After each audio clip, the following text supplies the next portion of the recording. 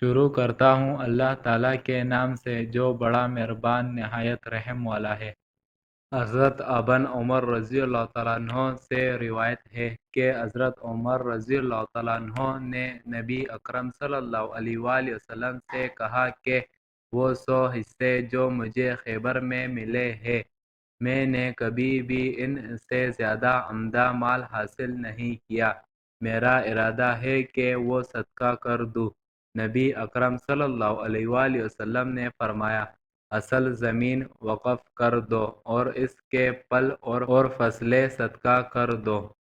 حضرت ابن عمر رضی اللہ تعالیٰ عنہ سے روایت ہے کہ حضرت عمر رضی اللہ تعالیٰ عنہ رسول اللہ صلی اللہ علیہ وآلہ وسلم کی خدمت میں حاضر ہو کر کہنے لگے، اے اللہ کے رسول، مجھے ایسا مال حاصل ہوا ہے کہ اس جیسا کبھی حاصل نہیں ہوا۔ میرے پاس 100 غلام تھے، میں نے ان کے عوض خیبر کے علاقے میں 100 حصے زمین خرید لی۔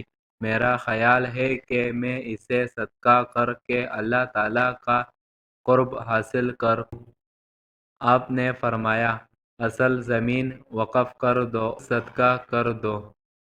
عمر رضی اللہ تعالیٰ عنہ سے روایت ہے، انہوں نے فرمایا، میں نے رسول اللہ صلی اللہ علیہ وآلہ وسلم سے سمع مقام پر اپنے زمین کے بارے میں مشورہ کیا تو آپ نے فرمایا، اصل زمین وقف کر دو اور اس کا پھل صدقہ کر دو۔ اللہ تعالیٰ ان احادیثوں پر ہمیں عمل کرنے کی توفیق عطا فرمائے، آمین۔